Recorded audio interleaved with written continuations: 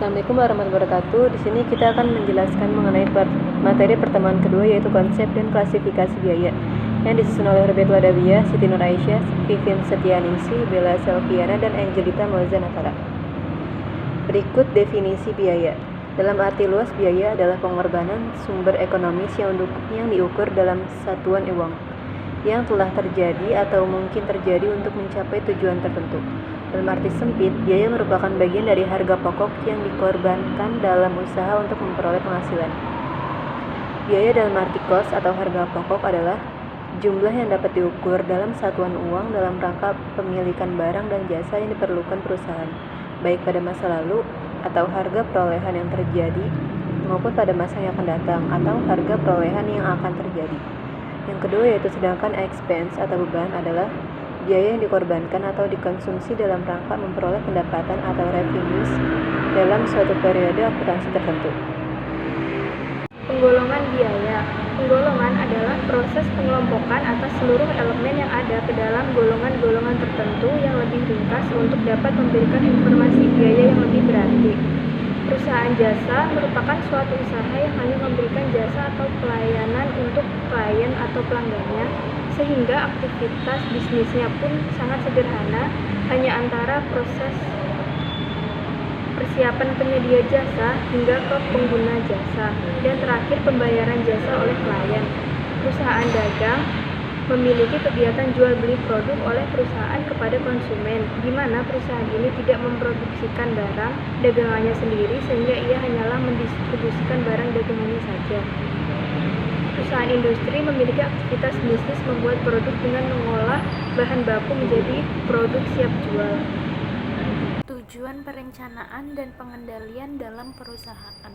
Tujuan perusahaan melakukan pengendalian biaya adalah untuk melindungi aset perusahaan, memeriksa dan mengevaluasi akuntansi, sehingga dapat meningkatkan efisiensi dan memastikan agar kesepakatan pada perusahaan yang sudah mendapat persetujuan sebelumnya tetap berjalan.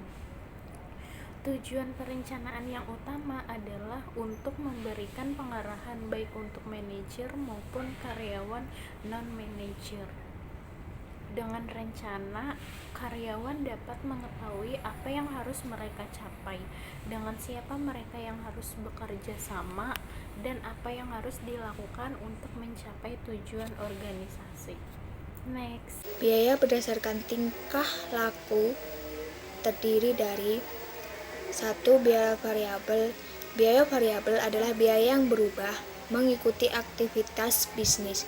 Bisa dikatakan biaya variabel artinya biaya yang besarannya naik turun tergantung pada volume operasional perusahaan. Yang kedua, biaya tetap. Biaya tetap adalah biaya yang jumlahnya tidak berubah-ubah dan harus selalu dikeluarkan apapun kondisinya. Selanjutnya, biaya berdasarkan pertanggungjawaban terdiri dari 1. Biaya terkendali. Biaya terkendali adalah biaya yang dikeluarkan oleh suatu tempat biaya dan atas pengeluaran biaya tersebut seorang harus mempertanggungjawabkannya.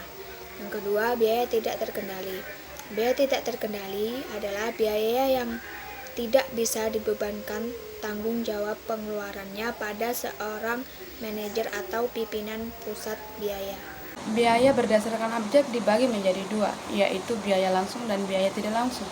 Biaya langsung merupakan pengeluaran yang berkaitan dengan produksi barang atau jasa, sedangkan biaya tidak langsung atau indirect cost adalah pengeluaran yang tidak terkait dengan produksi barang atau jasa, yang tidak dapat diidentifikasi langsung dengan proses produksi secara keseluruhan.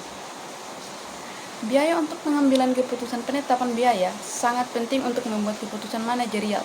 Atas dasar ini, penetapan biaya dapat diklarifikasikan ke dalam jenis-jenis berikut. Yang pertama, biaya masa lalu, yang kedua, biaya tenggelam, yang ketiga, biaya relevan, yang keempat, biaya kesempatan, dan yang kelima, biaya diferensial.